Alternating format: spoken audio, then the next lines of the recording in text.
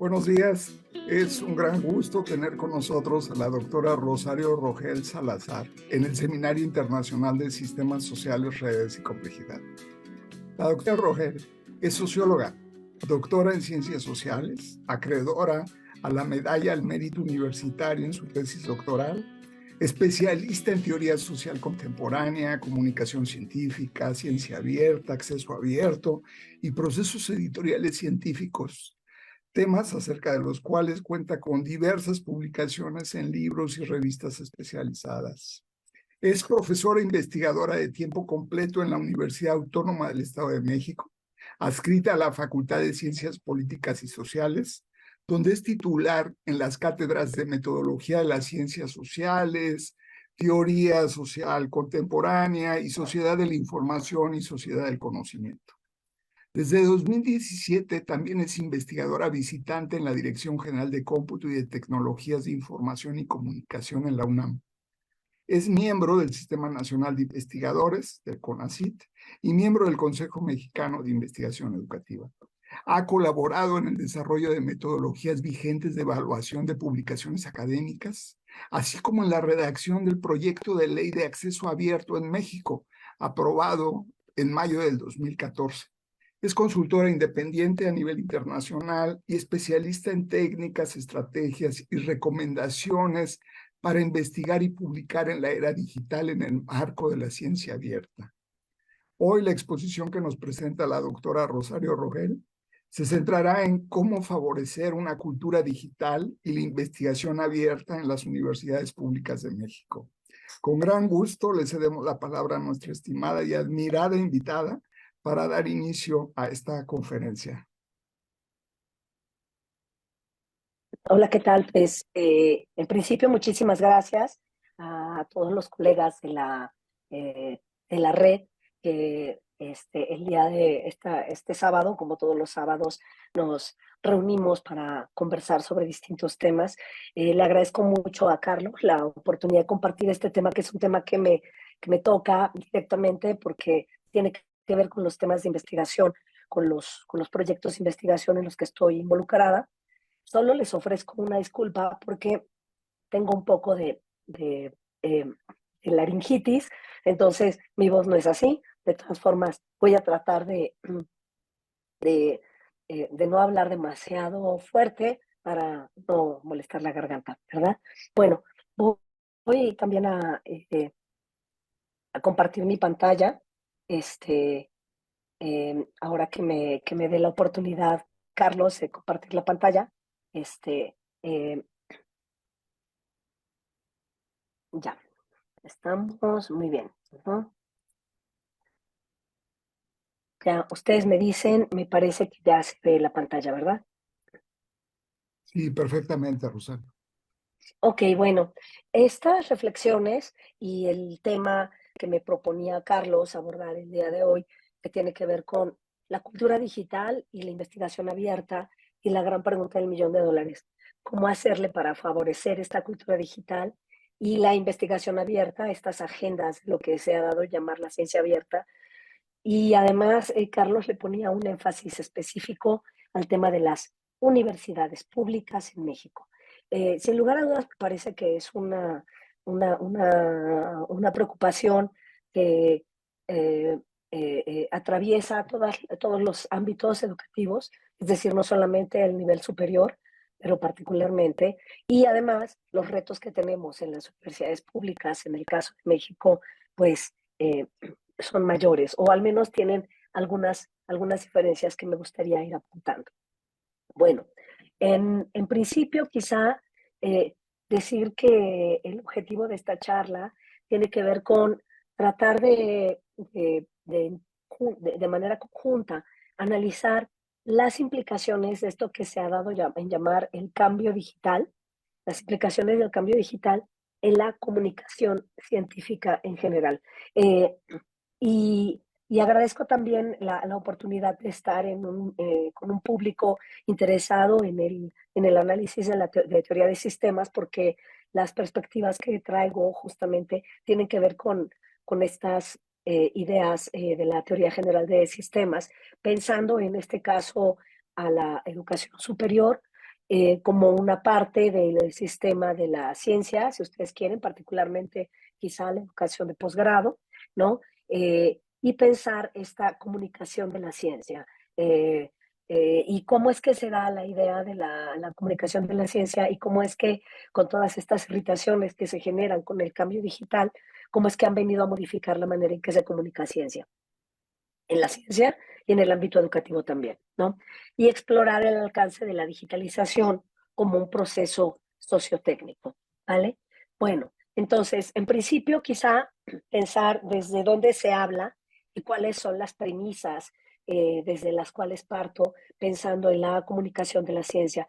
Yo no puedo desligar la idea de, sobre todo, educación superior y educación de posgrado, no la puedo desligar de la comunicación de la ciencia. Para mí tienen absolutamente mucho que ver, porque prácticamente todas las ocasiones en que nosotros estamos, por ejemplo, enfrentándonos a procesos educativos, pues estamos de alguna manera comunicando ciencia, ya sea cuando le dejamos a nuestros estudiantes que lean un texto o que se analice o revisar algunos avances científicos, siempre tenemos a la ciencia como un elemento para estar dialogando, con el cual estar dialogando. Bueno, entonces, si pensamos en la comunicación de la ciencia desde esa perspectiva y el contexto en el cual el día de hoy nos encontramos con estos cambios digitales, tendríamos que reconocer que la comunicación de la ciencia se ha modificado drásticamente a raíz del uso extensivo de medios de comunicación electrónicos. Todos sabemos que en el caso de Luhmann, por supuesto que tiene un apartado en la sociedad, cuando habla de los medios de comunicación electrónicos. Lamentablemente no fue un tema que le hubiese dado oportunidad de abordar con mayor precisión, sobre todo porque en la época en que Luhmann escribe la sociedad, los cambios digitales no eran tan, digamos, como avasalladores, permítanme decirlo así, como el día de hoy se presentan. Pero sí tendríamos que decir que la manera en que se comunica la ciencia se ha modificado radicalmente a raíz del uso extensivo de los medios de comunicación, ¿no? Y también pensar en las transformaciones en la operación del código, verdad, no verdad, del sistema de la ciencia, a raíz de la incorporación en la discusión de datos masivos, de esto que se ha dado en llamar la web semántica, es decir, esta web que ya no busca palabras, sino conceptos, de ontologías web y la irrupción muy reciente de la inteligencia artificial y la inteligencia artificial generativa. Todo esto ha venido a modificar la manera en que comunicamos ciencia e incluso la manera en que nosotros lo definimos, como yo decía en esta parte de aquí, el código verdad, no verdad científica, es decir, gracias a muchos de estos desarrollos, sobre todo como de la ciencia de datos, el día de hoy es posible hacer un tipo de análisis que de otra forma habría sido como, digamos, si no imposible, mucho más arduo desarrollar, ¿no? También decir que estamos hablando desde la necesidad de repensar el concepto de recursos electrónicos como medios de difusión, lo cual nos lleva a preguntar cómo se modifica el concepto de comunicación cuando estamos mediando la comunicación con recursos tecnológicos. Simplemente todas las sesiones del seminario de teoría de sistemas, redes y complejidad que se lleva a cabo todos los sábados a las 11 de la mañana no sería posible sin los recursos electrónicos a los que el día de hoy tenemos acceso. Y esto, por supuesto, que modifica el concepto de comunicación, ¿no? Y por otro lado, también valorar la dimensión sociotécnica de los ambientes digitales. Entonces, partiendo de este supuesto y partiendo de estas premisas, es que a mí me gustaría hablar de un concepto que últimamente ha empezado a emerger y que, eh, digamos, del cual conocemos poco y que se vincula un poco con estas cuestiones también de la manera en que se modifica la comunicación de la ciencia, y es la pedagogía digital, ¿no? Y yo digo con o sin pandemia. Por supuesto que ustedes recordarán que cuando estábamos en pandemia, todos tuvimos que mudarnos de manera como emergente a las plataformas digitales para poder continuar la escuela fuera de los edificios. Eh, pero la pedagogía digital es algo más complicado que solamente dar clases en línea, por supuesto. Y eso nos dimos cuenta con las muchas carencias a partir de las cuales enfrentamos la docencia durante la pandemia.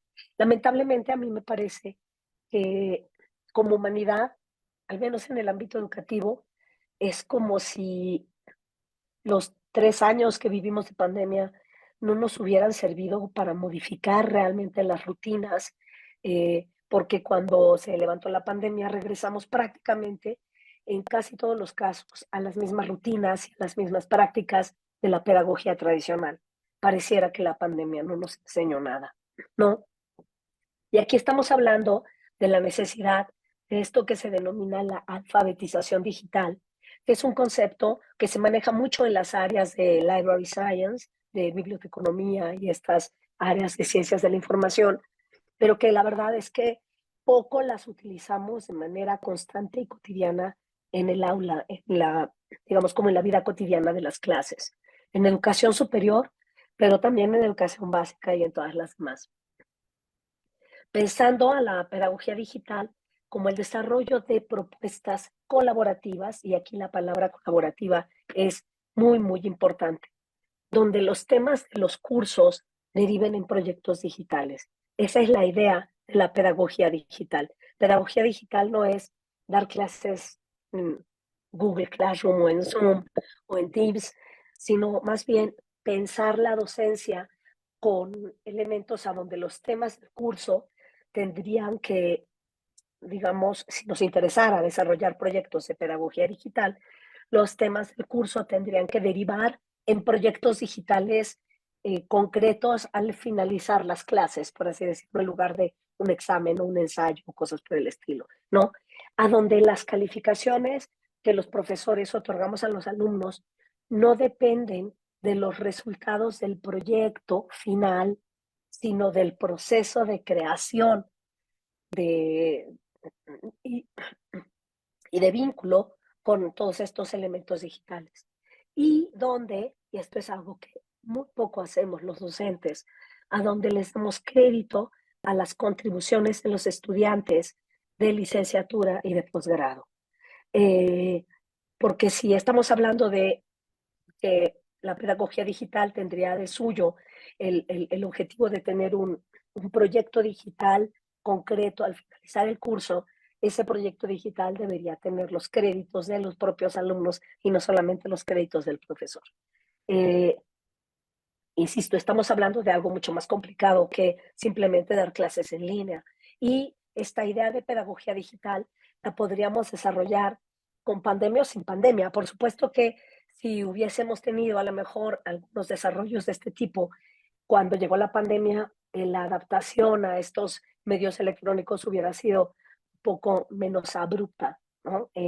Pero la pregunta es, ¿cuántos profesores quizá que hemos continuado con nuestra labor docente regresamos exactamente a la misma idea de la clase magistral que el profesor da frente al grupo y donde les damos a los alumnos a leer algunas lecturas que solamente tenemos que conversar, pero no los llevamos como a crear elementos más allá, ¿no? En términos de esta pedagogía digital.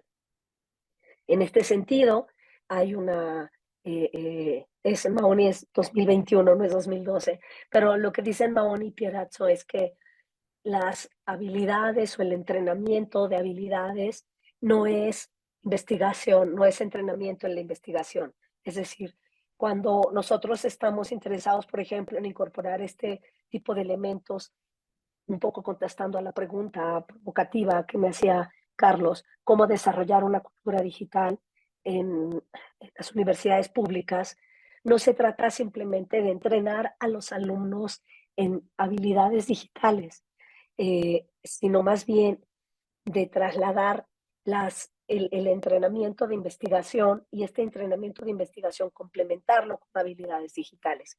Permítanme poner en este caso un ejemplo, ¿no? No sé si así funciona en sus universidades. Al menos en la mía, en mi facultad, los alumnos llevan una materia que se llama software aplicado a las ciencias sociales, ¿no? Uso de software aplicado a las ciencias sociales. Sería maravilloso que quienes imparten esa materia o que esa materia en particular se pudiera otorgar pensando, por ejemplo, en, eh, en habilidades de investigación que utilizan, habilidades de investigación que utilizan directamente las herramientas digitales. No sé si me explico. Y no simplemente enseñar habilidades digitales. Yo aquí lo digo porque yo he tenido discusiones súper interesantes al respecto, como muchas de las personas que están involucradas en los temas, por ejemplo, docentes en mi facultad, saben que yo utilizo o me gusta utilizar estas, digamos, como prestaciones de la pedagogía digital, y entonces me dicen, oye Rosario, ¿por qué no impartir la materia de software aplicado a las ciencias sociales? Y yo les digo, es que esa materia, por cómo está planteada, no es una materia que te permita crear herramientas, crear proyectos digitales. Son materias que simplemente, es que es una pena, simplemente están contempladas para que se aprenda, que es una pena, pero lo digo y si me escuchan sabrán que yo lo critico mucho, para que los alumnos, comillas, comillas, aprendan a usar Word, Excel, PowerPoint, ese tipo de cosas, ¿no? Que por lo demás los alumnos, por supuesto que ya más o menos saben utilizarlo. Entonces, yo lo que digo es, ese tipo de materias no tendrían que, comillas, comillas, existir como si, como que doy el software aparte de los contenidos. Es más bien, como incluso en un curso de, por ejemplo, teoría social, yo puedo incorporar skill training. Bueno, por ejemplo, ¿no? A lo mejor yo estoy dando el curso de teoría de sistemas de Luhmann y como parte del proceso de enseñar y dar clases sobre la teoría lumaniana, además desarrollo habilidades digitales en los estudiantes para que aprendan o digamos o reflexionen sobre estos temas, pero haciendo, ¿no? Haciendo. No sé si me explico, serían cosas completamente diferentes. Nos referimos en este caso a elementos que están vinculados con la idea de la pedagogía inclusiva. Es decir, las ideas de la pedagogía digital estarían incorporando elementos inclusivos a donde del aprendizaje que van del aprendizaje a la acción, eh, donde los proyectos de educación y aprendizaje estarían como creando, ¿sí? Eso, eso sería importante. Entonces, estamos hablando de la necesidad de ajustar y esto implica un cambio de mentalidad, es decir, un cambio de mentalidad pedagógica que se aleja de los enfoques convencionales. Eh, la pandemia nos enseñó que la educación es algo más que edificios, interacción cara a cara, materiales tradicionales. El tema es que, eh, digamos, estamos como que hace falta un poco de entrenamiento en el caso del cambio de esta mentalidad. Por otro lado, se trata de una pedagogía que busca la inclusión. ¿La inclusión en qué sentido? Donde se muestra a los alumnos empatía, tanto con temas que les son de interés, por ejemplo, los activismos, como con los retos a los que se enfrentan ante un mercado laboral precarizado.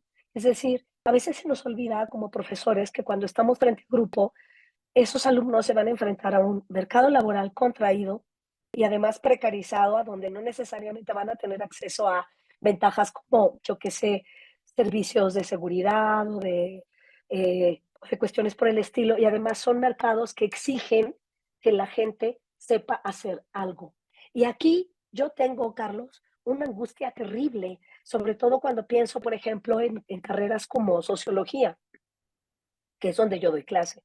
Entonces, carreras como sociología que son ampliamente teóricas, con estas discusiones y nos interesa que los alumnos sepan los conceptos y discutan y al final del día, cuando nosotros, claro, les estamos enseñando a pensar, que creo que no es poco, pero los chicos, y toca reconocerlo, van a la escuela no nada más porque quieren aprender, digamos, a desarrollar capacidades de pensamiento complejo.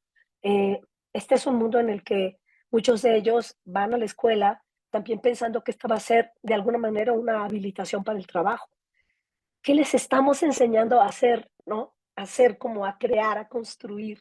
sobre todo, insisto, en un mercado laboral súper contraído y súper precarizado. ¿Para qué me va a servir aprender a discutir las teorías lumanianas si no sé hacer nada, ¿no? Y quizá ahí es, digamos, a donde a mí me llama poderosamente la atención la posibilidad de, ok, vamos a discutir Luman, pero pues de paso les enseño a programar tantito en XML, que a lo mejor esto les puede ayudar a pensar a lo mejor los elementos digitales de una otra manera. Uh-huh.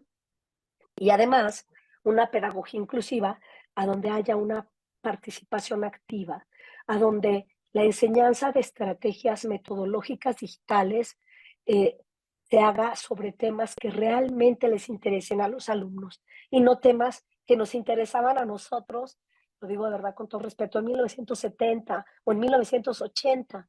Muchas veces, cuando nosotros llegamos con los estudiantes y nuestras preocupaciones, nuestros empíricos observables, son para los alumnos algo, digamos, que, que no les está tocando vivir.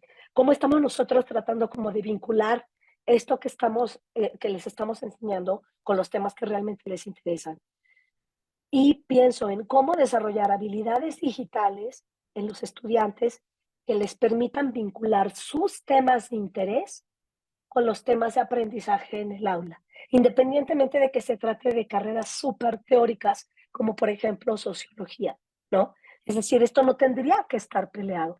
Y sin embargo, hay como un montón como de eh, elementos en contra de todo esto. Yo a veces cuando hablo de estos temas me enfrento a colegas que denostan todas las cuestiones relacionadas con los temas digitales y dicen, yo ya no estoy en edad, eso no es importante, y no le dan, digamos, como una, un valor, ajá, cuando para los alumnos es lo que justamente tiene valor y lo que les llama la atención, y es el mundo laboral en el que ellos van a discurrir. Nosotros, como quiera, pues ya tenemos trabajo y lo logramos en su momento. Ellos, ¿cómo le van a hacer, no? Esa es una duda. Tengo aquí algunos ejemplos concretos acerca de, por ejemplo, estos proyectos a los que yo refiero como de enseñarles a crear. Este proyecto, que se llama Huellas Incómodas, fue un repositorio de registro, o bueno, es un repositorio de registro de intervenciones urbanas derivadas de los movimientos feministas. Un poco antes de que llegara la pandemia, ustedes pueden tener acceso a la página, si quieren verla en ese código QR o en esta página que está acá. Eh, Les cuento un poco el contexto de este proyecto. Antes de que nos encerráramos por la pandemia, ustedes recordarán que había muchas universidades que estaban yéndose a huelga por movimientos feministas, donde las estudiantes estaban exigiendo eh, derechos, respeto y estos elementos. Mi universidad, por supuesto, no fue la excepción. Eh, Incluso antes del cierre de la pandemia, en mi universidad hubo una huelga, las facultades fueron tomadas a raíz de todos estos movimientos feministas. La pandemia, como diría el clásico, le vino como anillo al dedo a todo esto, porque entonces no fue necesario atender las causas del movimiento, sino simplemente las clases se mudaron a las plataformas digitales, pues porque la pandemia empezó. Pero toda esta contención que se había quedado dentro de las alumnas que venían con muchísima fuerza involucrándose en los movimientos feministas, de pronto se apagó. Y entonces, algo que les preocupaba enormemente a las estudiantes, Carlos, tenía que ver con la manera en que ciertos sectores de la sociedad critican las formas de lucha de los movimientos feministas, ¿no? Las colectivas feministas, como todos sabemos, tienen esta tradición de llegar e intervenir los monumentos urbanos, ¿no? Y pues nunca faltan las buenas conciencias que dicen, oh no, la pared, ¿cómo es posible que hayan mancillado las hermosas paredes de la rectoría o que hayan pintado y que hayan hecho todas estas intervenciones? Así no se deben manifestar las mujeres universitarias y tal. Las estudiantes estaban enojadísimas y además encerradas en sus casas. Y de pronto, como parte de una materia que teníamos de metodología, les dije, pues hagamos, porque lo que más les enoja es, a mí me hubiera gustado salir a la calle a pintar paredes, pero mi generación no lo hizo. La generación de estas chicas lo está haciendo, pero por eso se llama huellas incómodas. Se dejan las marcas digamos, como de exigiendo justicia, y esas marcas inmediatamente se borran. Las alumnas me pusieron un ejemplo que me llamó mucho la atención. Ellas decían, en el caso, por ejemplo, de la rectoría, estaban poniendo en las paredes justicia para Sonia. Sonia fue una profesora de la universidad que fue asesinada a manos de su marido dentro de las instalaciones universitarias de mi universidad, ¿sí? Pero nadie puede hablar de eso. Y enfrente, en la pared de enfrente de rectoría, hay un letrero que dice, puto el que lo lea. O sea, que está pintado desde hace 1000 años. El puto el que lo lea no ofende a nadie. El justicia para Sonia sí. Las autoridades lo que hicieron fue inmediatamente borrar las pintas de las mujeres, porque eso sí ofende, mientras que la pinta que está enfrente, yo que sé, como parte de grafitis que hay en la ciudad que dice puto el que lo lea, eso a nadie le ofende, eso ¿por qué lo van a borrar? Por eso se llama Huellas Incómodas el proyecto, ¿no? ¿Qué es lo que tiene el proyecto de Huellas Incómodas?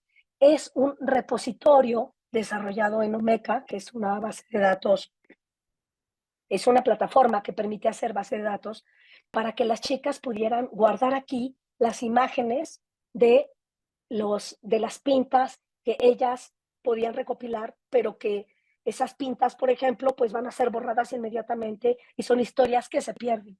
Entonces, como parte de un curso de metodología de la investigación en ciencias sociales, yo las animé a que desarrolláramos, y también a ellos y a ellas y a todos los alumnos, a que desarrolláramos este repositorio como parte de un curso de metodología. Los alumnos y las alumnas estaban súper interesados en ello, porque entonces iban, buscaban y sabían que esto podía servir para algo. Y al mismo tiempo estaban aprendiendo en un curso de metodología cómo hacer una pregunta de investigación, cómo armar una base de datos y cómo a partir de esa base de datos hacer investigación. A eso nos referimos con la idea de pedagogía inclusiva, o sea, hacer cosas. En este caso, la calificación para las alumnas no era si aprendieron el concepto de, yo qué sé, de falsacionismo de Popper. Con todo respeto, me da igual, ¿no? Aunque lo discutimos. Más bien era que fueran capaces de que toda esa reflexión la llevaran a la construcción de un proyecto digital que fuera de su interés y con el cual estuvieran comprometidas, ¿no? Ellas y ellos. Otros dos proyectos y que ustedes me han dado la oportunidad, tú, Carlos, de presentar, por ejemplo, el proyecto Luman Web, ¿no? También ha tenido que ver con eso. Hicimos otro proyecto antes del de Luman, que fue el de Todo Beber en Web, y en ese caso buscábamos darle visibilidad al trabajo de Marianne Weber, ¿no? De Marianne Schnitka, para poner en un solo espacio toda la información sobre la propuesta teórica de Weber, tanto de Marianne como de Max, ¿no? Y la actualidad, pero era un curso, los dos, tanto el de Niklas Luhmann como el de Max Weber, son cursos completamente teóricos, a donde lo que nos interesa es discutir, en el caso, por ejemplo, de Weber, el concepto de acción social, el concepto de tipos ideales y todo esto, pero a donde los alumnos y las alumnas tenían que desarrollar proyectos digitales que no me tenían que entregar a mí. ¿Yo qué? Que los tenían que poner en línea para que el mundo los viera.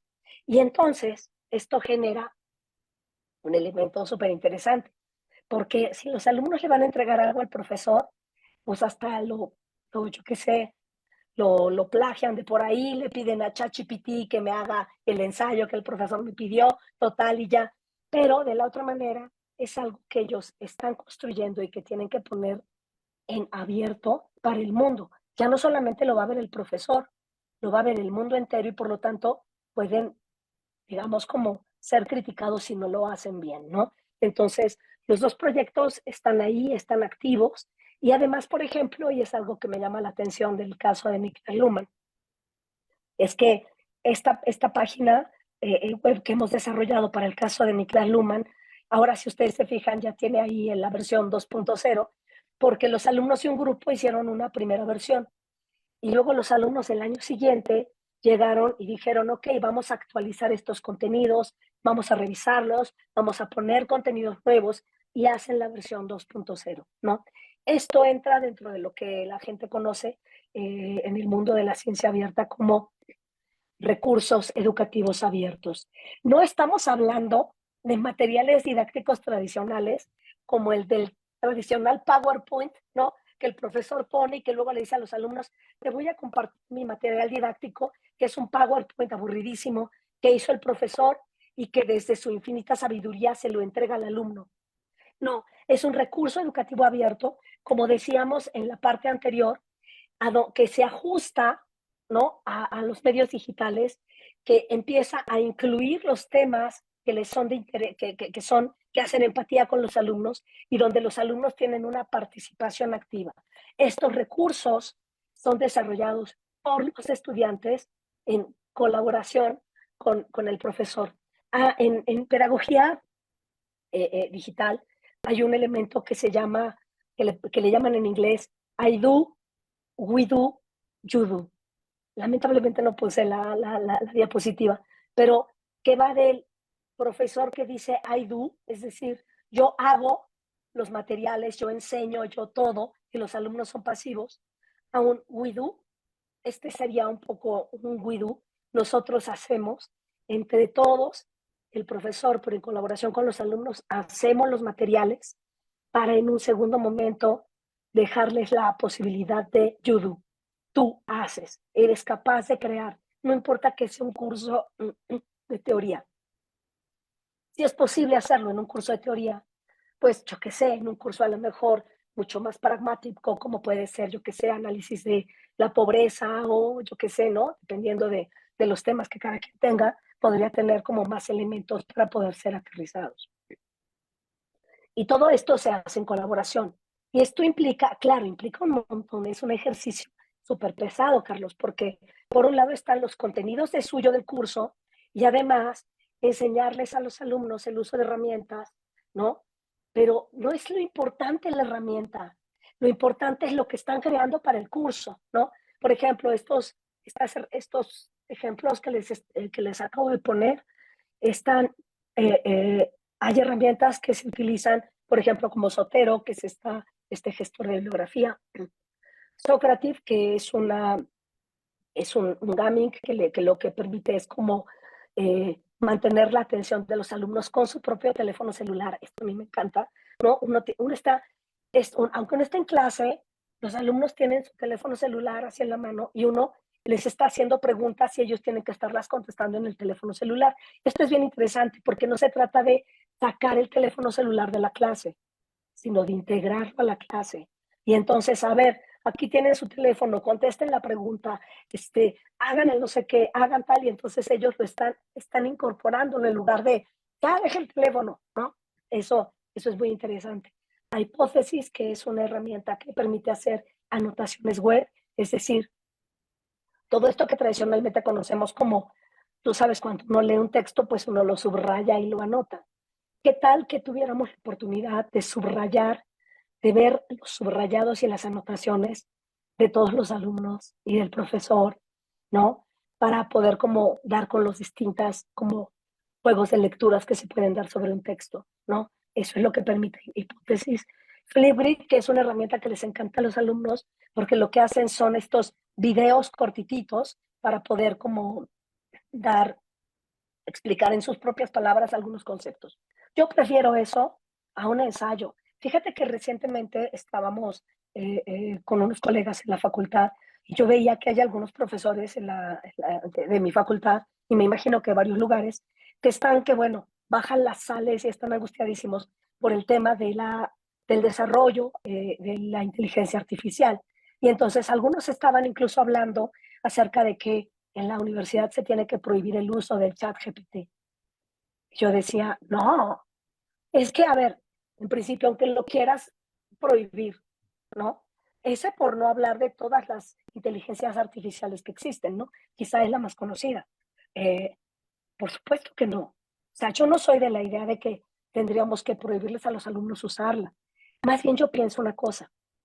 Si yo soy el tipo de profesor que tradicionalmente le pido al alumno que mi trabajo final es un ensayo que me tengan que entregar, por supuesto que estaría muy tonto o sería muy tonto suponer que no van a usar ChatGPT para hacer el ensayo. Más bien, lo que tenemos que hacer los docentes es dejar trabajos a donde los alumnos tengan que incorporar ChatGPT e incorporar muchas otras herramientas y sabiendo que las van a incorporar, nosotros tenemos que modificar nuestras formas de evaluar. Si nosotros seguimos evaluando, por ejemplo, en ciencias sociales, en el caso de sociología, seguimos evaluando con ensayos que les dejamos a los alumnos, los que nos estamos equivocando somos los profesores, no los alumnos. El mundo ya cambió. No importa que ustedes vengan y me digan, no, a mí no me importan todas esas herramientas, yo prefiero dar la clase con el papel porque huele rico, todo esto. Tus alumnos están en otra y tendríamos que adaptarnos, jubilarnos, ¿no? Entonces, yo lo que digo es, si tú como profesor estás dándoles a tus alumnos trabajos o formas de evaluación o trabajos en cuya evaluación estás basando la calificación y todo eso puede ser hecho con inteligencia artificial, el que te estás equivocando eres tú. Tendrías que echarle un ojo a todas las herramientas que hay e incorporarlas a tu proceso docente.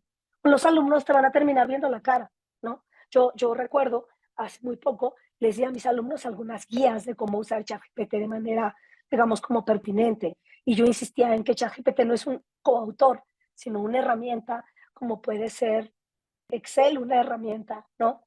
Y más bien es cómo la usas y para qué la usas.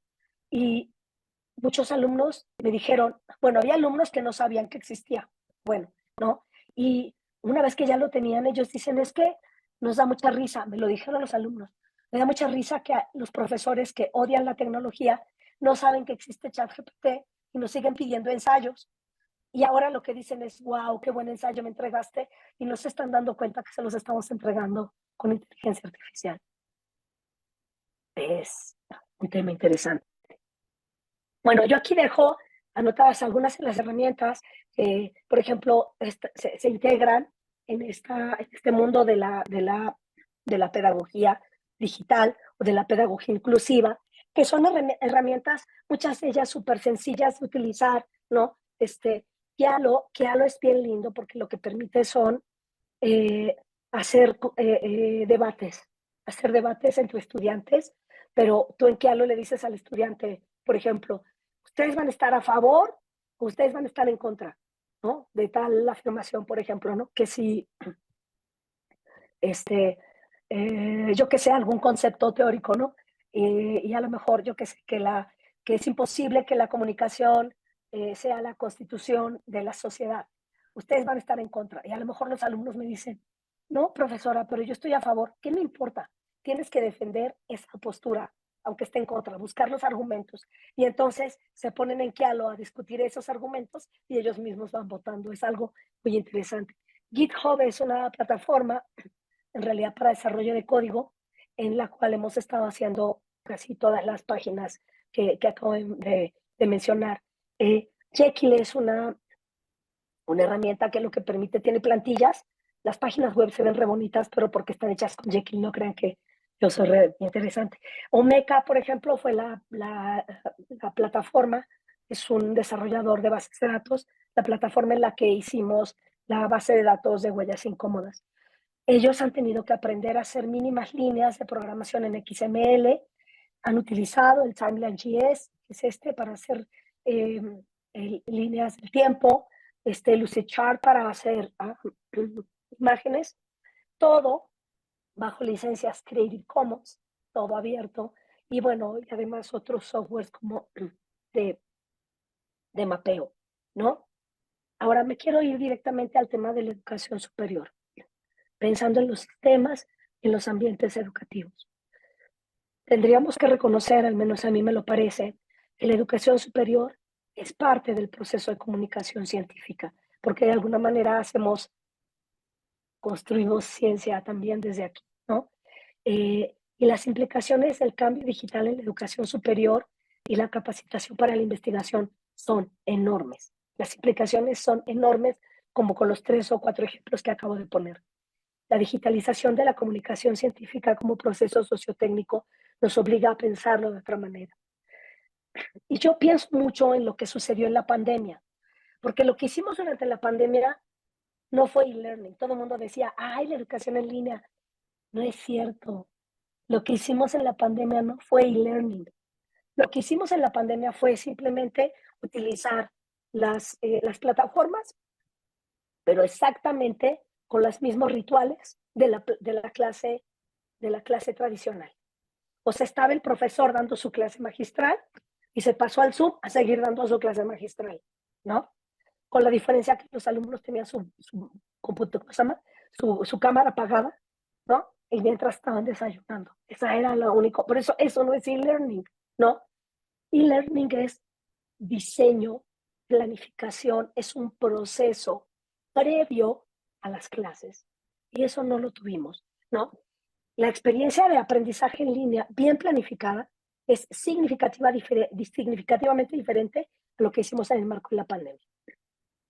Hay una diferencia entre educación en línea y lo que hicimos en la pandemia, que fue adaptarnos de manera emergente al uso de tecnologías para continuar el proceso de enseñanza-aprendizaje de manera tradicional, ¿no?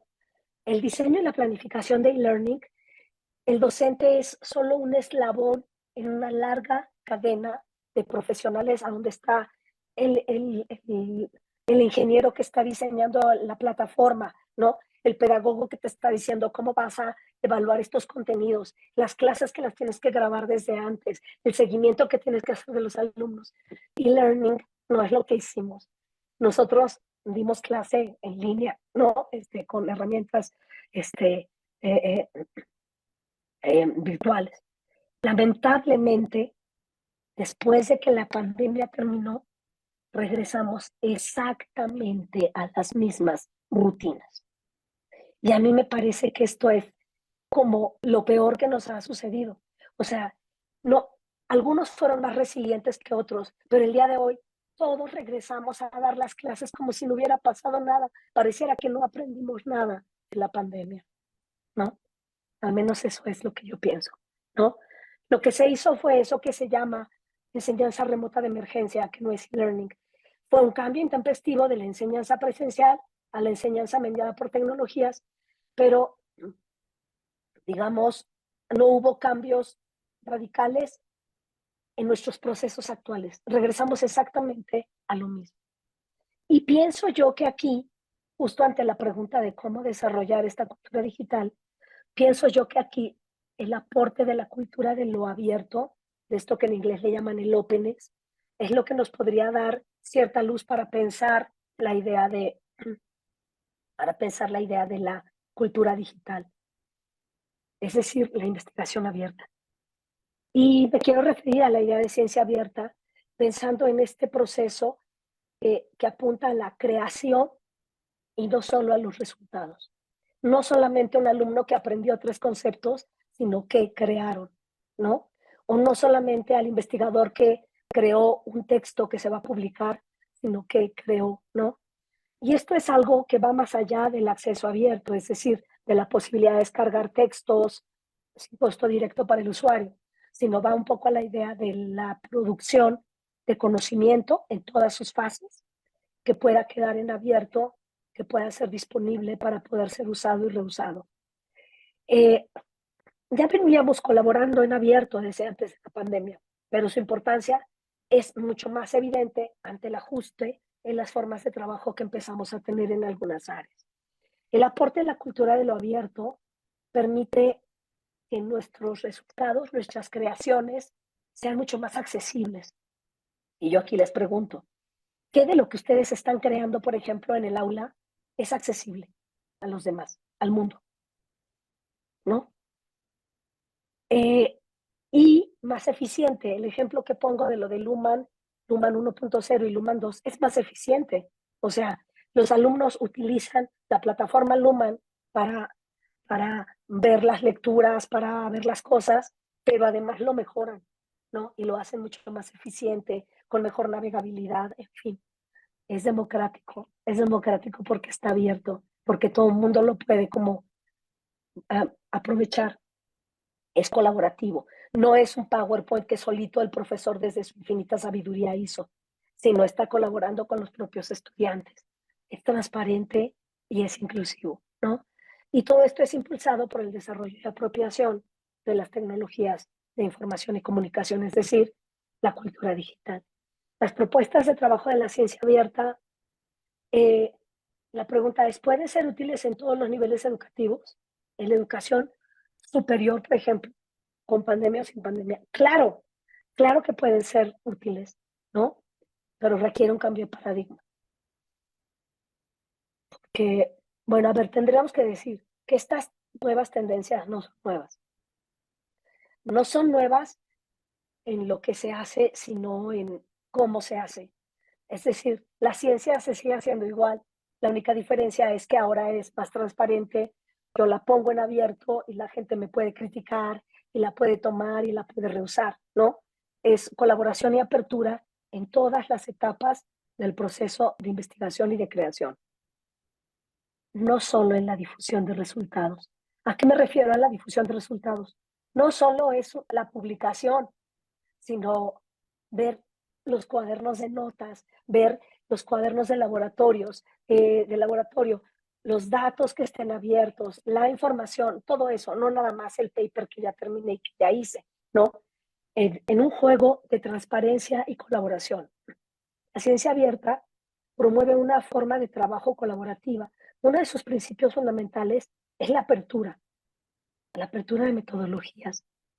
¿Cómo metodológicamente por qué tomaste estas decisiones y no otras? Hazlo transparente, tus cuadernos de notas, tus datos que estén en abierto, tus instrumentos, tus recursos educativos, las plataformas, los resultados y bueno, por supuesto las publicaciones. Esa es la idea de la ciencia abierta. ¿Cuál es la diferencia frente a la forma tradicional de hacer ciencia? Pues esa apertura al público en general a todo el proceso de investigación. Todo eso que antes estaba guardado bajo llave, que solo era conocido del círculo que rodeaba al investigador, la idea es compartirlo sin costo gracias a diferentes plataformas digitales. Claro, para ello requerimos el desarrollo de ciertas habilidades digitales y de alfabetización informacional, sino cómo. Y claro, aquí hay mucha gente que se espanta, ¿no? Y dice, ¿cómo si yo hice unos grupos de enfoque, ¿no? O yo hice unas entrevistas. ¿Cómo así que voy a poner estas entrevistas así abiertas para que cualquiera llegue y las use? ¿Sí? Con la metodología, diciendo en qué te equivocaste, en qué no. Pero si son mías, bueno, son tuyas, pero las dejas libres para que la gente las use, puedan citar. Y viene la pregunta de, ¿esto es legal? Claro que es legal, ¿no? La apertura se da bajo ciertos términos legales que permiten la colaboración, ¿no? Además, vamos poniendo como estas licencias Creative Commons, además de salvaguardar la atribución autoral, que se sepa que esos datos son de Rosario Rogel y de nadie más, ¿no? Pero los puedes reutilizar si te sirven en tu estudio, ¿no? Y puedes reproducir la investigación y dices, tomo los datos de Rosario para el 2020 y yo los reproduzco en el 2023, ¿no? Y retomo la metodología y retomo los elementos para poder hacer a lo mejor un análisis transversal, ¿no? Porque no es que sean tus datos, bueno, sí son tus datos, pero los puedo tomar para contribuir en ampliar las posibilidades de la investigación que en tu caso se queda a lo mejor en un punto y ya no la continúas. Todo eso suena bien bonito, pero la verdad es que no es así. Hay otra cara de la moneda, ¿no? Porque todo eso que yo acabo de decir, la verdad no sucede. O sea, sí sucede en algunas disciplinas y a lo mejor sucede en algunos países, pero si hablamos de las universidades públicas en México, no sucede en todos los casos y eso es lo penoso. Hay amplios sectores, no solo de alumnos, de profesores, no solo de profesores, de tomadores de decisiones, de los que están a cargo, rectores, de los que están a cargo de las áreas de investigación de las universidades, que desconocen el extendido ecosistema de la ciencia abierta. y siguen trabajando bajo esquemas cerrados, fragmentados, no compartidos y generalmente analógicos, ¿no? Yo todavía escucho a mis alumnos eh, morirse de la risa, porque los alumnos se mueren de la risa cuando los profesores llegan con las fotocopias para que ellos lean, ¿no? Los muchachos se ríen, ¿no? Nos ven como viejitos, súper old fashion, eh, pero deja tú las fotocopias, ¿no? Estamos hablando de estos esquemas cerrados, yo tengo mis datos, no comparto, ¿no? Esquemas fragmentados. Y no solamente son los profesores, son algunos tomadores de decisiones también, ¿no? Estos amplios sectores que desconocen el extendido ecosistema de la ciencia abierta pasan también por, yo qué sé, las áreas que gestionan la ciencia. Yo lo digo e insistiré siempre, en el caso de México, el CONACYT, o como quiera que hoy se llame y se pronuncie, ¿no? Ha entendido mal la idea de la ciencia abierta. Ellos entienden por ciencia abierta divulgación. Por esa razón ahora en el SNI te valoran trabajos de divulgación. Y uno dice, no, no, mis vidas, ciencia abierta no es divulgar. O sea, qué bueno que divulguen y que se le dé la importancia a la divulgación, pero ciencia abierta no es divulgación.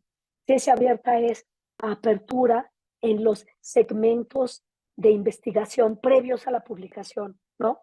Datos abiertos, metodologías abiertas, pedagogías abiertas, recursos educativos abiertos, todo eso abierto, ¿no?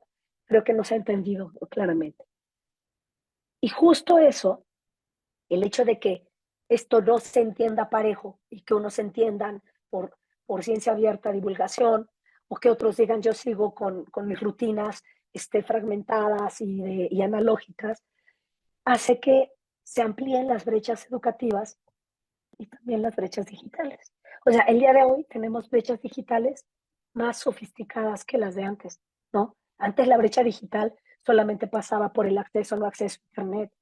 El día de hoy hay brechas digitales incluso dentro de los mismos profesores que nos decimos doctores, no sé qué es, ni así, no sé cuántito. Hay brechas digitales también ahí. Si no se difunden los principios de esta apertura a la ciencia y sus herramientas, estas brechas se van a ampliar enormemente, como de hecho ya está sucediendo. Por ello, nos enfrentamos a 3 retos. Y yo digo, el primer reto en materia educativa, digo de verdad, con todo respeto, sobre todas las áreas de las bibliotecas, que ellos a veces hacen como lo posible, como porque, pero vivimos en mundos diferentes. Antes de hablar de lo abierto, yo digo hablar de lo cerrado. Yo me sorprendo, Carlos, cada vez que me doy cuenta que mis alumnos no conocen la biblioteca digital de mi facultad, de mi universidad, no conocen los repositorios, no conocen los recursos abiertos. O sea, en el curso en el que ahorita estoy, doy un curso de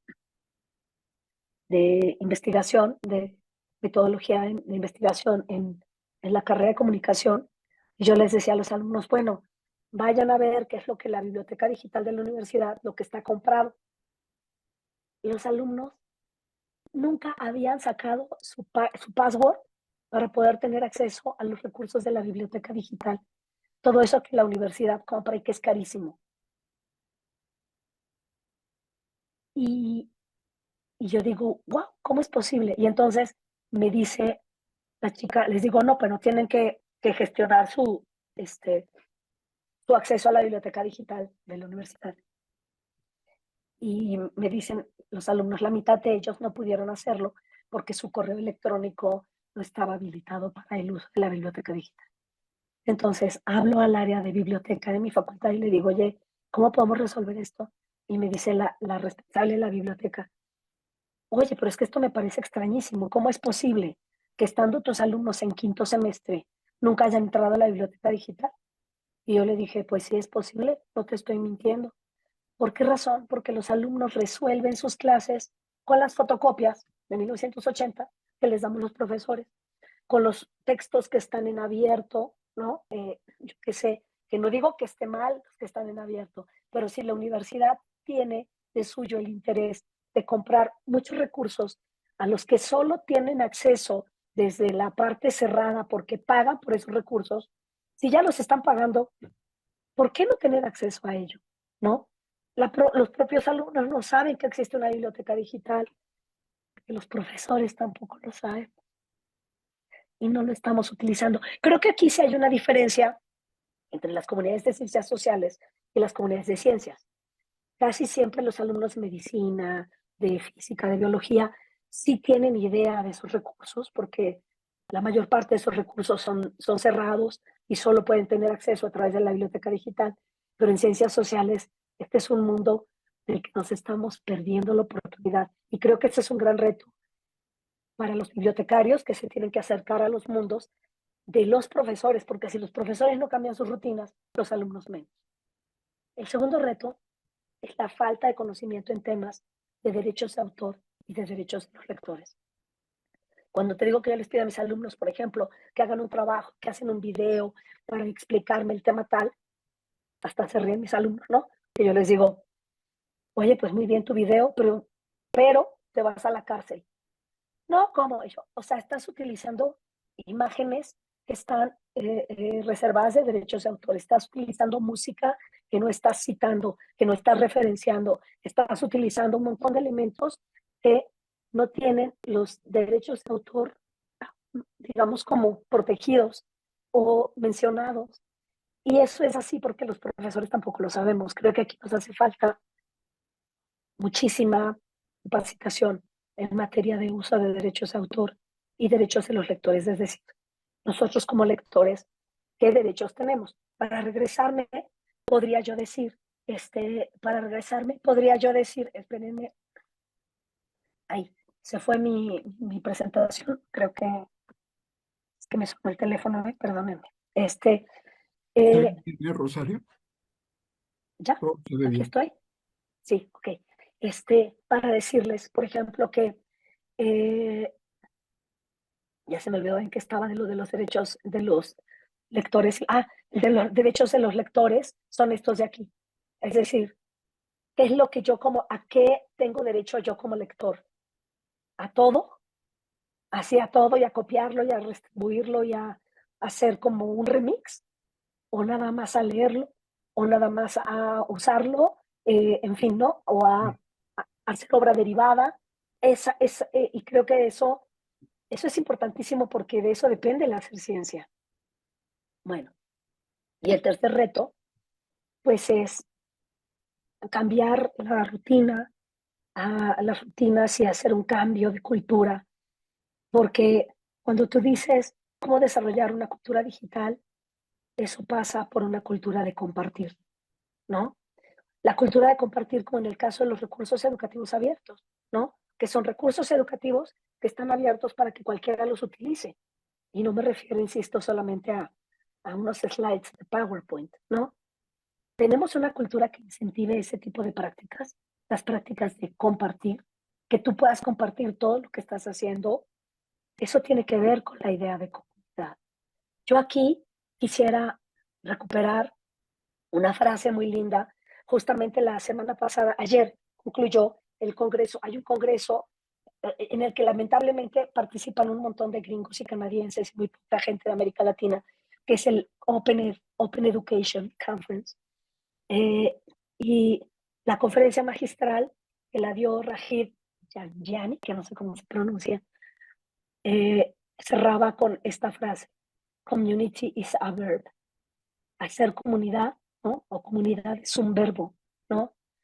Y cuando hablamos desde la perspectiva educativa, es reimaginar la enseñanza y el intercambio de conocimientos con la comunidad como una fuerza activa, no como un concepto pasivo, ¿no? Es decir, hacer comunidad con nuestros estudiantes y comunitariamente construir y compartir. Y de eso, la verdad, nos hace falta un montón cuando nosotros pensamos como en nuestras tradicionales formas de hacer educación. Por ejemplo, ustedes, los que nos estén escuchando, ¿cómo consumes información? Eh, por ejemplo, a lo mejor yo encuentro un artículo y veo un artículo por ahí y yo digo, oye, qué buen artículo, y lo descargo. O a lo mejor encuentro una clase, ¿no? O un tutorial Y entonces yo utilizo ese tutorial o una clase que encontré en YouTube y lo utilizo para mis clases, ¿no? Para mis alumnos, compartirlo con ellos. La pregunta es eso que tú estás creando, ¿cómo lo estás compartiendo? Si fuéramos honestos, tendríamos que decir que nosotros usamos más contenidos de los que otorgamos. Y eso pasa en principio por uno mismo, ¿no? O sea, otorgar los contenidos, ponerlos a disposición. ¿Qué cambios implica esto en educación e investigación? Híjole, y esto me da un susto terrible, porque estas son tendencias, sobre todo de algunas disciplinas más científicas, si ustedes quieren, o de algunos países que están obligando a que la ciencia se mude hacia estos caminos más abiertos. Y si nosotros no reconocemos que existen estos caminos abiertos, tengo como una angustia, porque quizá los alumnos podrían estar siendo formados, nuestros alumnos los podríamos estar formando en entornos cerrados y tradicionales, mientras ellos se enfrentan al intercambio con comunidades abiertas y colaborativas. Y quizá por eso la educación que nosotros les estamos aportando no les es significativa. Porque ellos se van a enfrentar a un mundo digital, abierto y colaborativo. Y nosotros los estamos formando de una manera cerrada y tradicional. Nos estamos dejando sin herramientas. Por eso yo me pregunto, ¿estamos preparados para un entorno donde las ciencias y las humanidades serán abiertas o no serán? El principal reto de todo esto es la alfabetización digital. Y eso es bien difícil porque toca cambiar procesos, cambiar culturas, cambiar formas de trabajar.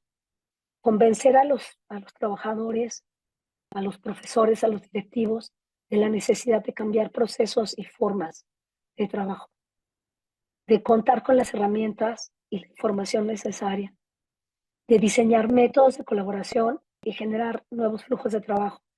Por supuesto, concretar logros tangibles de la estrategia digital en plazos no muy largos, así como en 6 meses, o sea, para el siguiente semestre, ¿qué puedes hacer en materia de estrategia digital, en materia de compartir, en materia de, ¿no? Así como de inmediatamente, ¿no? Lo logré. No, ya saben que traigo la voz un poco dañada, pero estas eran un poco las reflexiones que yo quería compartir con ustedes, un poco a partir de esta pregunta de cómo fomentar esta cultura digital y la investigación abierta en las universidades públicas mexicanas, Carlos. Excelente. Gracias, gracias. Extraordinaria presentación, Rosario. Una exposición muy clara, muy pedagógica, muy interesante, muy inteligente y que creo que da en el blanco, ¿no? Muy, muy bien. Todavía no tenemos preguntas. Oye, Rosario, hace unas semanas supimos de un congreso internacional sobre inteligencia artificial al que México no asistió. Es decir, mientras que todos los países del mundo, todos los países de América Latina estuvieron presentes para conocer las normatividades, los procesos, etcétera, nuestro país no asistió, simple y sencillamente. ¿Crees que eso facilita o dificulta los procesos? Eh, no sé, yo pienso que sí hay una gran cantidad de expertos que están interactuando y colaborando con las personas que están haciendo desarrollos de este tipo.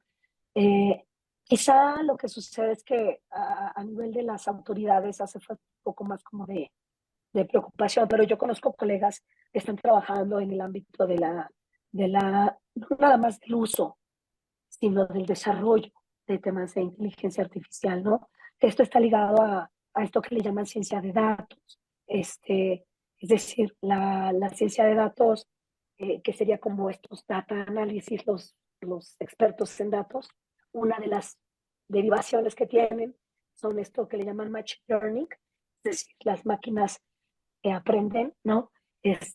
Y y la inteligencia artificial.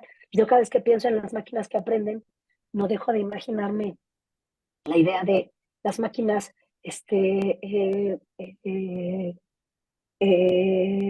a las que hace referencia Maturana y Varela, ¿no? Cuando hablan de las máquinas eh, triviales, ¿no? Y las máquinas humanas. Sí es cierto que el día de hoy el desarrollo de muchas de estas herramientas de inteligencia artificial nos están mostrando de manera concreta que el futuro, eso que veíamos en las películas, ¿no? Así como la de Blade Runner y tal, el futuro ya nos alcanzó. O sea, sí es cierto que podemos conversar con máquinas. O sea, sí es cierto, podemos hacer, ¿no? ¿Quién sabe si, no me acuerdo quién lo decía, si es demasiado llamarle inteligencia, ¿no? A lo que hace la inteligencia artificial, pero de que están aportando y construyendo. Creo que si nosotros no nos subimos digamos, a esta discusión, como profesores nos vamos a quedar completamente rezagados. Por el ejemplo que te decía hace un momento de la gente o de los profesores que de pronto dicen, vamos a prohibir ChatGPT porque yo quiero seguir evaluando a mis alumnos con ensayos. Y uno dice, no, vamos a tenerlo que cambiar tarde o temprano, ¿no? El día de hoy ya nadie le pediría a un alumno que haga una regresión, ¿no? Una R cuadrada a mano, Claro, ¿no? claro. Uh-huh. Vamos, no somos capaces ni siquiera de calcular la propina para ¿cómo se llama? Cuando vamos a un restaurante a comer, de calcular de a cuánto nos toca y cuánto nos toca por propina, sacamos la calculadora. Entonces, claro, estamos perdiéndonos a lo mejor del desarrollo de ciertas capacidades de pensamiento, pero no podemos exigirles a los alumnos que no hagan uso de esas herramientas. Más bien yo pienso que somos los profesores los que tenemos que adaptarnos a estas nuevas realidades. Y en este caso, sí ya es urgente, ¿no? Sí ya es urgente. ¿Cuántos profesores no, yo qué sé, este semestre, ¿no? Cuando pidan su ensayo final el próximo mes, para calificar a sus alumnos, estarán calificando lo que escribió una inteligencia artificial que lanzó algunos algoritmos, ¿no? Fíjate que Creo que, hace un par de días apenas, entrevistaron al rector de la Universidad Nacional Autónoma de México, al nuevo rector. Fue muy curioso que al preguntarle, un conductor, sobre qué estaba haciendo la UNAM sobre inteligencia artificial, sobre investigación abierta,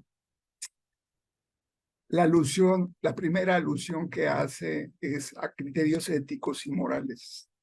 Me parece muy importante, pero de pronto no entendí bien por qué no habló de los laboratorios, de los investigadores haciendo ese trabajo, del esfuerzo pedagógico, sino que se fuera a la ética y a la moral.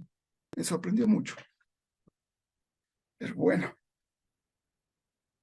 claro, de hecho hay quienes, por ejemplo, consideran, otra vez estaba leyendo, creo que era, no sé si era Noam Chomsky o quien, que decía que no, que lo que sucede es que todas estas eh, mm, inteligencias artificiales generativas que lo que hacen es que le pides que, por ejemplo, te escriba la clase, ¿no? O que te haga un ensayo de lo que son, yo qué sé, de la propuesta teórica de Luhmann. Y, y decía que eso era plagio. A mí me llama mucho la atención. Yo pienso que tenemos que repensar mucho estos conceptos. No sé si exactamente, yo no diría plagio, o al menos no plagio en el tradicional sentido en que nosotros hemos venido concibiendo, porque sobre todo cuando pensamos en la inteligencia artificial generativa, es decir, esta que genera, ¿no? Que genera resultados, pues no es exactamente un plagio de algo que ya está escrito. Lo que sí es cierto es que como funciona la inteligencia artificial, es que, pues, al final del día, y esto se relaciona mucho con las propuestas lumanianas, al final del día, el lenguaje o el lenguaje natural, que utilizamos para hablar todos los días, no es otra cosa que una serie de códigos, ¿no? No es otra cosa que una serie de códigos lógicos, ¿no? Y que están vinculados con la idea como de la lingüística pragmática, o sea, yo no puedo decir yo venir, ¿no? Porque ya estoy hablando, es incorrecto. Hay una forma correcta del lenguaje y una forma correcta. Y luego vendrán todas estas posibilidades, que sé, de análisis de los sentidos. Pero el lenguaje tiene una dimensión estructural, ¿no? Eso no podemos negarlo. Cuando yo digo almohada, no digo jirafa, ¿no? La lengua tiene ese elemento. Luego viene toda la parte interpretativa y todo lo que tú quieras. La inteligencia artificial maneja a la perfección la dimensión pragmática del lenguaje, ¿sí? Esa es la que te sale bien. Y entonces nos dice cosas que suenan lógicas, pero que pueden ser incorrectas. Ese es el punto, ¿no? Quizá no son tan inteligentes, ¿no? Suenan, ¿no? Suenan lógicas, pero pueden no ser inteligentes. Eh, y creo que el problema de eso tiene que ver con que dentro de la propia educación no le hemos dado como la suficiente importancia al lenguaje. ¿A qué me refiero? A mí me pone un poco mal cuando yo me doy cuenta que, por ejemplo, nuestros estudiantes a nivel licenciatura, posgrado, no saben escribir, no saben escribir, o sea, no saben poner las comas, los puntos, los acentos en su lugar. No dominan esa dimensión pragmática del lenguaje, que sí la domina la inteligencia artificial. Si lo pensamos por ese lado, claro, por ahí podemos ser sustituidos, ¿no? Pero por el lado de identificar las falencias, todavía tiene errores estas máquinas. No sé si vamos a llegar en algún momento tipo la película de Blade Runner, ¿no? Que es como distopía de Robert K. Dirk, ¿no? Sueñan las ovejas con androides eléctricos, a donde sean capaces también de pensar y de sentir las máquinas. Pero por lo pronto las máquinas en este momento, es, o sea, es posible, sí, comunicarnos con ellas y hablar con ellas y crear con ellas, ¿no? Fíjate que yo veo otro extremo, ahorita que estabas hablando precisamente de lo que hace falta antes de, también lo que hace falta después. Si estos procesos de pedagogía en la ciencia abierta, si estos procesos de investigación en la ciencia abierta, en en las universidades, en la educación superior, no se dan, me parece que va a haber un gran problema con los egresados y los profesionales hoy por hoy, porque todos tenemos que hacer uso de tecnologías digitales para nuestro trabajo profesional como asesores, como consultores, como profesionistas, como coordinadores administrativos. Tienes que utilizarlas, ya se están haciendo, ya se están trabajando. Y me parece que ahí también hay un grave riesgo de la incapacidad de nuestros egresados de poder ponerse al nivel de cualquier profesionista de la actualidad, de hoy por hoy. Sí, sí, yo pienso que estos retos, los retos de la cultura digital, nos pesan un poquito más a quien nos dedicamos a ciencias sociales o a estas disciplinas como muy, muy teóricas, que yo insisto, no es que estén mal, al contrario, me parece que, vamos, se supone que el ejercicio teórico es un elemento importante para ayudarnos a pensar y a desarrollar capacidades de pensamiento complejo. Lo que a mí me preocupa sobremanera, como lo decía un poco en la presentación, es que les estamos enseñando poco a crear algo concreto, de saber hacer y que cuando salgan, de por sí la van a tener más difícil de la que la tuvimos nosotros, estos mercados laborales contraídos y precarizados, eh, y con estas formaciones a lo mejor como muy tradicionales. No sé si los vamos a dejar, o sea, siento que tenemos como algunas deudas con los estudiantes y que eso parte incluso desde las currículas, ¿no? Yo no sé, porque francamente no trabajo en universidades privadas y tampoco estudié en ellas, así que no sé si sea distinto, pero pienso que en el caso de la educación pública es porque se ven los procesos segmentados. Te digo, me llama la atención que, por ejemplo, la currícula de, por ejemplo, en ciencias sociales, no solo sociología, sino las 3 carreras cuatro que hay en mi facultad, en todas hay una materia independiente que se llama software aplicado a las ciencias sociales, a donde les enseñan Word y Excel y PowerPoint. A mí me muero de vergüenza con eso, ¿no? Pero, y claro, en la currícula piensan que con Word, Excel y PowerPoint van a dominar el mundo. No, no, como te digo, claro que no. Eso por un lado, pero por otro lado, ¿por qué ponerlo como algo aparte? Como si fuera este elemento solo instrumental. Creo que el desarrollo tecnológico ya nos ha demostrado que no solo es un elemento instrumental, ya se ha colado como parte de nuestras rutinas, de culturas diarias, ¿no? Yo más estaría pensando en la necesidad no de tener una materia que nos enseñe software, es decir, muchos me dirán, esa materia se resuelve si en lugar de Word, Excel y PowerPoint les enseñan, yo qué sé, Python y R, por ejemplo. No, tampoco pienso que se resuelve así. Yo lo que pienso es que los alumnos tienen que aplicar eso a lo largo de la carrera, no solamente en una materia que les enseñen Word, que francamente no te sirve de mucho, ¿no?